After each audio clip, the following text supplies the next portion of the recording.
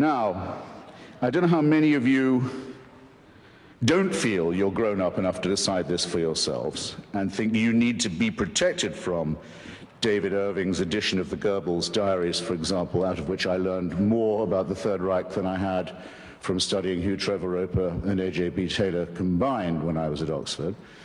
But for those of you who do, I'd recommend another short course of revision. Go again and see not just the film and the play, but read the text of Robert Bolt's wonderful play, Man for All Seasons. Some of you must have seen it, where Sir Thomas More decides that he would rather die than lie or betray his faith. And at one moment, More is arguing with a particularly vicious witch-hunting prosecutor, a servant of the king and a hungry and ambitious man. And More says to this man, you'd break the law to punish the devil, wouldn't you? And the prosecutor, the witch hunter, says, break it? He said, I'd cut down every law in England if I could do that, if I could capture him. And More says, yes, you would, wouldn't you? And then when you'd corner the devil and the devil turned round to meet you, where would you run for protection? All the laws of England having been cut down and flattened, who would protect you then? Bear in mind, ladies and gentlemen, that every time you violate or propose to violate the free speech of someone else, you, in potentia, you're making a rod for your own back, because the other question raised by Justice Oliver Wendell Holmes is simply this: who's going to decide? To whom do you award the right to decide which speech is harmful, or who is the harmful speaker, or to determine in advance what are the harmful consequences going to be that we know enough about in advance to prevent? To whom would you give this job? To whom are you going to award the task of being the censor? Isn't it a famous old story that the man who has to read all the pornography in order to decide what's fit to be passed and what is fit not to be is the man most likely to become debauched? Did you hear any speaker in the opposition to this motion, eloquent as one of them was, to whom you would delegate the task of deciding for you what you could read? To whom you would give the job of deciding for you, relieve you of the responsibility of hearing what you might have to hear? Do you know anyone? Hands up. Do you know anyone to whom you'd give this job? Does anyone have a nominee? You mean there's no one in Canada good enough to decide what I can read or hear? I had no idea. But there's a law that says there must be such a person, or there's a subsection of some piddling law that says it. Well, the hell with that law then. It's inviting you to be liars and hypocrites and to deny what you evidently know already. About the censorious instinct, we basically know all that we need to know, and we've known it for a long time. It comes from an old story about another great Englishman. Sorry to sound so particular about that this evening, Dr. Samuel Johnson, the great lexicographer, author of the first, compiler, I should say, of the first great dictionary of the English language.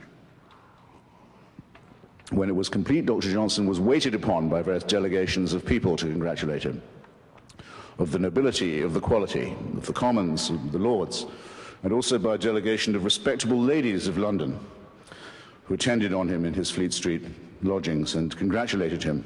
Dr. Johnson, they said, we are delighted to find that you have not included any indecent or obscene words in your dictionary. Ladies, said Dr. Johnson, I congratulate you on being able to look them up. Anyone who can understand that joke, and I'm pleased to see that about 10% of you can, gets the point about censorship, especially prior restraint, as it's known in the United States, where it's banned by the First Amendment to the Constitution. It may not be determined in advance what words are apt or inapt. No one has the knowledge that would be required to make that call, and, more to the point, one has to suspect the motives of those who do so. In particular, the motives of those who are determined to be offended, of those who will go through a treasure house of English, like Dr. Johnson's first lexicon, in search of filthy words to satisfy themselves and some instinct about which I dare not speculate. Now, I am absolutely convinced that the main source of hatred in the world is religion, and organized religion. Absolutely convinced of it. And I'm glad that you applaud, because it's a very great problem for those who oppose this motion, isn't it? How are they going to ban religion? How are they going to stop the expression of religious loathing, hatred, and bigotry? I speak as someone who's a fairly regular target of this, and not just in rhetorical form. I have been the target of many death threats. I know within a short distance of where I'm currently living in Washington, I can name 2 or 3 people whose names you'd probably know who can't go anywhere now without a security detail because of the criticisms they've made of one monotheism in particular. And this is in the capital city of the United States. So I know what I'm talking about, and I also have to notice that the sort of people who ring me up and say they know where my children go to school, and they certainly know what my home number is and where I live, and what they're going to do to them and to my wife and to me, and who I have to take seriously because they have done it to people I know, are just the people who are going to seek the protection of the hate speech law if I say what I think about their religion, which I'm now going to do. Because I don't have any what you might call ethnic bias. I've no grudge of that sort. I can rub along with pretty much anyone of any, as it were, origin or sexual orientation or language group, except people from Yorkshire, of course, who are completely untakeable.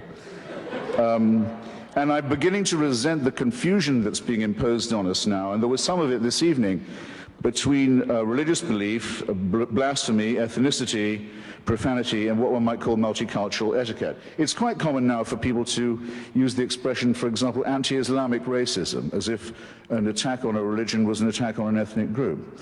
The word Islamophobia, in fact, is beginning to acquire the opprobrium of that was once reserved for racial prejudice. This is a subtle and very nasty insinuation that needs to be met head on. Who said, what if Falwell says he hates fags? What if people act upon that? The Bible says you have to hate fags. If Falwell says he's saying it because the Bible says so, he's right. Yes, it might make people go out and use violence. What are you going to do about that? You're up against a group of people who will say, you put your hands on our Bible or we'll call the hate speech police. Now, what are you going to do when you've dug that trap for yourself?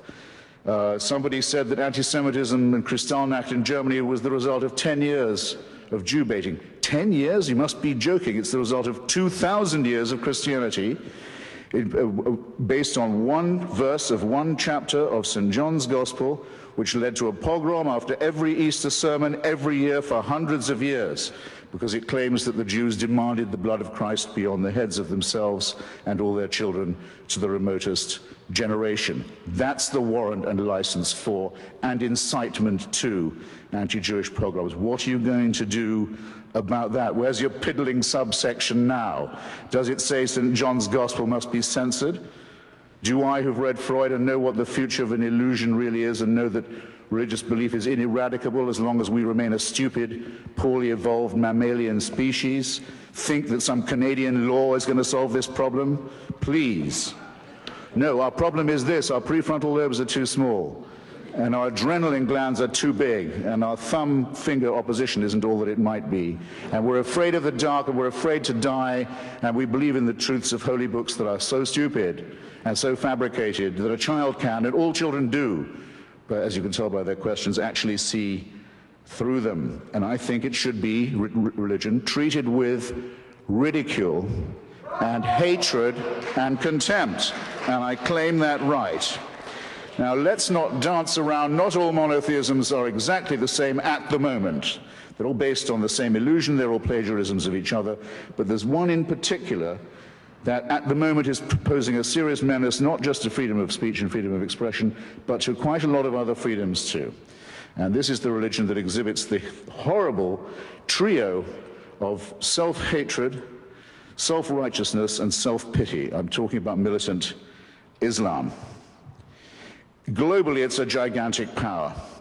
Globally, it's a gigantic power. It controls an enormous amount of oil wealth, several large countries and states, with an enormous fortune. It's pumping the ideology of Wahhabism and Salafism around the world, poisoning societies where it goes, ruining the minds of children, stultifying the young in its madrasas, training people in violence, making a cult of death and suicide and murder. That's what it does globally. It's quite strong. In our societies, it poses as a cringing minority whose faith you might offend, which deserves all the protection that a small and vulnerable group might need. Now, it makes quite large claims for itself, doesn't it? It says it's the final revelation. It says that God spoke to one illiterate businessman in the Arabian Peninsula 3 times through an archangel, and that the resulting material, which, as you can see when you read it, is largely plagiarized from the Old and the New Testament, almost all of it actually plagiarized ineptly from the Old and New Testament, is to be accepted as a divine revelation and as the final and unalterable one, and that those who do not accept this revelation are fit to be treated as cattle, infidels, potential chattel, slaves, and victims. Well, I tell you what, I don't think Muhammad ever heard those voices. I don't believe it. And the likelihood that I'm right, as opposed to the likelihood that a shepherd who couldn't, a businessman who couldn't read, had bits of the Old and New Testament redictated to him by an archangel, I think puts me much more near the position of being objectively correct. But who is the one under threat? The person who promulgates this and says, I'd better listen because if I don't, I'm in danger? Or me, who says, no, I think this is so silly you could even publish a cartoon about it? And up go the placards, and up go the yells and the howls and the screams. Behead those. This is in London, this is in Toronto, this is in New York. It's right in our midst now. Behead those who cartoon Islam. Do they get arrested for hate speech? No. Might I get in trouble for saying what I've just said about the Prophet Muhammad? Yes, I might. Where are your priorities, ladies and gentlemen? You're giving away what's most precious in your own society, and you're giving it away without a fight, and you're even praising the people who want to deny you the right to resist it. Shame on you while you do this. Make the best use of the time you've got left. This is really serious.